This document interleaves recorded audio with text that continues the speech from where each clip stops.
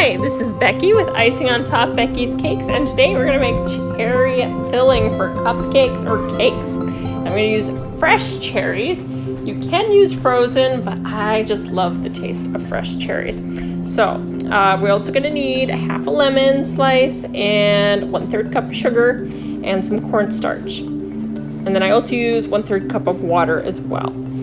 Okay, now to pit all these cherries, get the pits out and the stems, I used a different method that I found online. Now the first time I tried this, it was a mess. It was a massacre. There was cherry juice all over the counter. There were massacred cherries. So I decided to try again, because if at first you don't succeed, try again.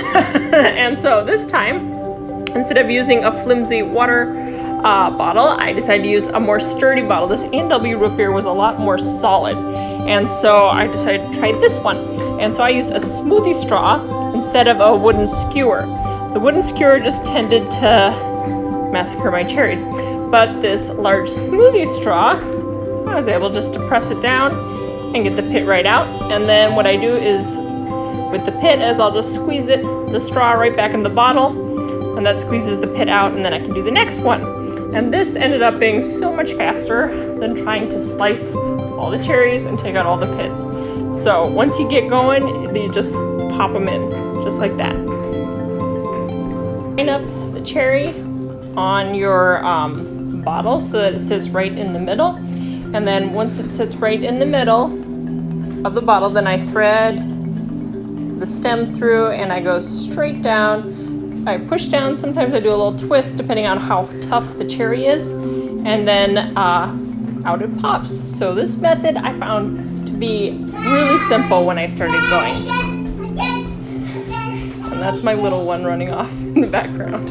But so anyway, I was able to get through this bowl of cherries really quickly compared to slicing them all with my knife. So I was pretty happy with this progress. I'm definitely going to do this again. But yes, a stiff bottle, not a plastic bottle that is too easy to crush. Otherwise, you're gonna have a mess. So this A&W root beer bottle definitely was stiff enough. And the smoothie straw was also stiff enough. I did try it with a regular straw one time. No, that's not a good idea. Just use the smoothie straw, trust me.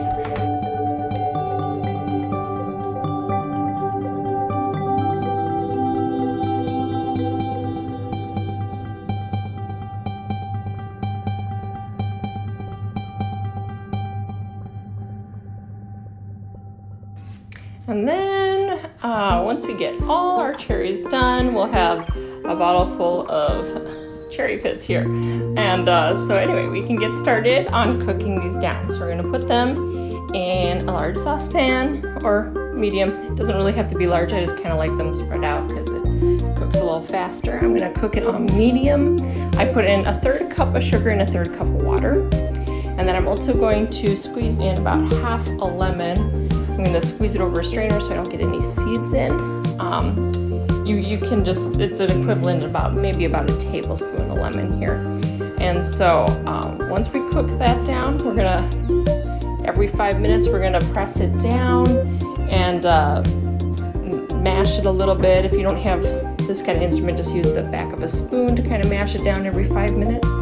And it should just continue cooking down. It'll get softer each time you mash it. So we're going to do it for about 20 minutes of cooking, and every 5 minutes make sure we stir it well so nothing's burning on the bottom, and that we can mash it and help it continue cooking.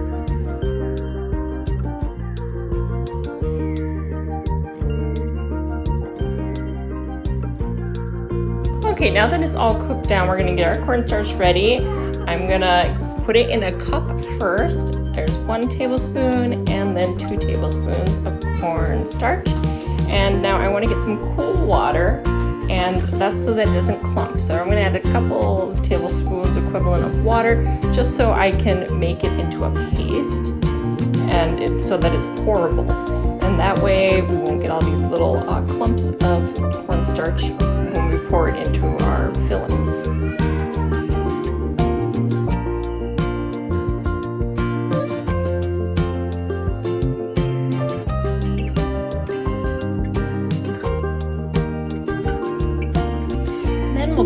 over to our mixture, which is still cooking on medium heat, and we're just going to pour that in. And really quickly, we're going to take our whisk and we're going to whisk that fast so that we do not get any clumps. Now, if you want it to not be quite as thick, you can add just 1 tablespoon of the cornstarch. But I like mine pretty thick, and that way it doesn't come oozing out of the cake. So it makes it a little more sturdy.